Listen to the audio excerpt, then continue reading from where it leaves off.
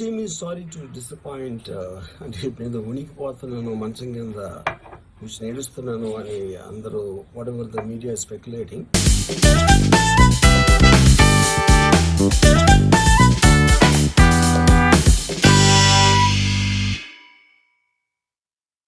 Hello everyone, welcome to తాలింపు studio. ఎప్పుడు ట్రెండ్లో ఉండే ఆర్జీవి ఇప్పుడేంటో ట్రెండ్లో ఉన్నా లేకుండా వెళ్ళిపోయారనమాట. అంటే అందరికీ అర్థమైంది కదా, ఆర్జీవి కోసం అయితే పోలీసులు వెతుకుతున్నారు. బట్ ఆర్జీవి గారు అయితే కనిపించట్లేదు, ఎక్కడికో వెళ్ళిపోయారని అయితే పోలీసులు వర్గాలు అందరూ సోషల్ మీడియా సైట్స్ అన్నీ కూడా చెప్తున్నాయి. అయితే ఇంతకీ ఆర్జీవి గారికి పోలీసులు నోటీసులు ఎందుకు ఇచ్చారు, ఈ ఇష్యూ దేని మీద జరుగుతుంది అంటే తెలుసుకునే ముందు మీ అందరికీ తెలిసిందే, రోజు అడిగేదే, నేను అడుగుతూనే ఉన్నాను, వ్యూస్ మాత్రం పెరుగుతున్నాయి, లైక్స్ మాత్రం పెరగట్లేదు. సో మీరు లైక్ చేస్తే మన కంటెంట్ ఇంకొంతమందికి రీచ్ అయ్యి మనకి ఇంకొంచెం మంది సబ్స్క్రైబర్స్ పెరుగుతారనమాట. So please like, share and subscribe our Talimpu studio.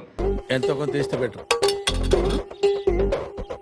తీసుకో పండగ తీసుకో. జీవి గారికి పోలీసులు ఎందుకు నోటీసులు ఇచ్చారు అంటే 1 year బ్యాక్ అనే కాదు, ప్రీవియస్ లాస్ట్ 5 yearsలో ఆయన ట్వీట్స్ కానీ ఆయన చేసిన కొన్ని సినిమాలకు కానీ లైక్ లక్ష్మీస్ ఎన్టీఆర్ కానీ వ్యూహం కానీ వీటన్నిటిలో కూడా కొంతమంది పొలిటీషియన్స్ని కానీ లేదా కొంతమంది యాక్టర్స్ని కానీ వీళ్ళందరినీ కూడా వాళ్ళ లైఫ్ల మీద స్పూఫ్ చేసినట్టుగా ఆ సినిమా తీశారు. అంతేకాకుండా కొన్ని మార్పుడ్ ఫొటోస్ ట్విట్టర్లో ట్వీట్ చేశారనమాట.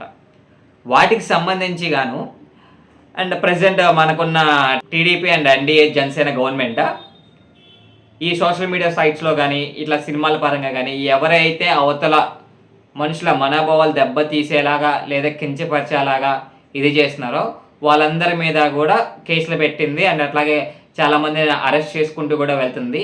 ఆ క్రమంలోనే మొన్న శ్రీరెడ్డి గారు ఆన్లైన్లో ఎంత ఫేమస్, ఆమె మాటలు ఎంత ఫేమస్ అందరికి కూడా తెలిసిందే కదా. అండ్ లాస్ట్ 5 years చాలా ట్రెండ్లో కూడా ఉన్నారు. ఆమె కూడా వచ్చి సోషల్ మీడియా ముందు ఆమె అన్న మాటలన్నిటికి కూడా అపాలజైజ్ చెప్పింది. అండ్ ఆమె తర్వాత వెంటనే పోసాని గారు మీడియా ముందుకు వచ్చి నేను అసలు రాజకీయాలకే దూరంగా ఉంటాను, ఇంకా రాజకీయాల గురించి మాట్లాడను, నేను ఇంకా కావాలంటే ఇండియా వదిలేసి వెళ్ళిపోతాను అన్న రీతిలో మాట్లాడారనమాట. వీటన్నిటికీ కూడా కారణం ఏంటి అంటే వాళ్ళకి కూడా నోటీసులు వెళ్ళినాయి అనమాట. అదేవిధంగా ఆర్జీవి గారికి కూడా నోటీసులు వెళ్ళినాయి. అయితే ఆర్జీవి గారికి ఫస్ట్ టైం నోటీసులు వెళ్ళినప్పుడు నేను వచ్చి కలుస్తాను, ఈ టైంలో వచ్చి కలుస్తానని చెప్పి ఒక డేట్ చెప్పారంట. ఆ డేట్కి రాకపోవడంతో మళ్ళీ సెకండ్ టైం నోటీసులు పంపించారు. ఈ సెకండ్ టైం నోటీసులు పంపించినప్పుడు ఆయన అట్లీస్ట్ రెస్పాండ్ కూడా అవ్వకుండా అబ్స్కాండ్ అయిపోయారంట. ఏంటండి ఆర్జీవి గారు, మీరు కూడా ఇలా చేస్తే అట్లాగా అంటే ఇదంతా ఎందుకు మాట్లాడుతున్నారంటే మీరే అంటారు కదా ఫ్రీడమ్ ఆఫ్ స్పీచ్ అని. ఆ 5లోనే మాట్లాడుతున్నాను, మరి మీరు అల్లకూడదు కదా, మీరే కదా మార్పు ట్వీట్ చేసింది, ఇవన్నీ సినిమాలు తీసింది, స్పూఫిల్ చేసింది. ఇలా చేసినప్పుడు మరి వాళ్ళు తగ్గట్టు వాళ్ళు చేస్తారు కదా, మరి దాన్ని కూడా మీరు గౌరవించాలి కదా.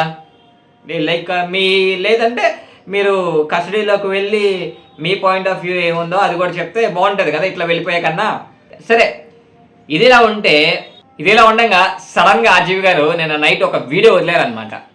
ఆ వీడియోలో ఆయన ఏం చెప్తున్నారంటే, అంటే ఆయన లా పరంగా మాట్లాడుతున్నారనమాట. ఆ లా పరంగా మాట్లాడిన పాయింట్స్ ఏంటి అంటే, సరే నేను ట్వీట్ చేశాను, అది ఒక 1 year బ్యాక్ వేసాను అని చెప్పి వాళ్ళు అంటున్నారు, ట్వీట్ వేసాను అని చెప్పి మా ఫొటోస్ ఇవన్నీ కూడా. సరే నేను వేసాను అనుకోండి, అది 1 year బ్యాక్ విషయం కదా. ఆ 1 year బ్యాక్ది ఇప్పుడు తీసుకొచ్చి ఎట్లాగా నోటీసులు పంపిస్తారు, ఎట్లాగా అరెస్ట్ చేస్తారు అనేది ఫస్ట్ పాయింట్ అయింది. సెకండ్ పాయింట్ ఏంటి అంటే, నేను అనేది ఎవరినో, నా మీద కేసు పెట్టింది ఎవరో, నా దగ్గరికి వచ్చింది పోలీసులు. ఎవరి మీద అయితే నేను పెట్టానని వాళ్ళు చెప్తున్నారో వాళ్ళకి లేదు, ఎవరో థర్డ్ పార్టీ, అసలు సంబంధం లేనివాడు. సో ఆ కాంటెక్స్ట్లో అసలు ఈ కేసు ఎలాగా, ఈ సెక్షన్స్ ఎలా వర్తిస్తాయి అనేది అప్పుడు ఆబ్వియస్గా నాకు వచ్చే అనుమానం. కానీ అంటే నేను ఒకళ్ళంటే వాళ్ళు కేసు పెట్టారు కదా, వాళ్ళు కేసు పెట్టకుండా వేరే వాళ్ళు నా మీద కేసు పెట్టడం ఏంటి? అయితే గీతే వాళ్ళ మనోభావాలు దెబ్బతినాలి కానీ వీళ్ళ మనోభావాలు దెబ్బతినడం ఏంటి? ఇది ఎక్కడ రూలు అని చెప్పి ఆయన అడుగుతున్నారు అనమాట లా పరంగా. సో ఈ విధంగా నేను ఎక్కడా కూడా దాంకోలేదని చెప్పి ఆ వీడియో కంప్లీట్ చేశారనమాట. సో ఈ విధంగా కొంతమంది ఆయన వైపు కూడా మాట్లాడుతున్నారు. మీకేమనిపించింది?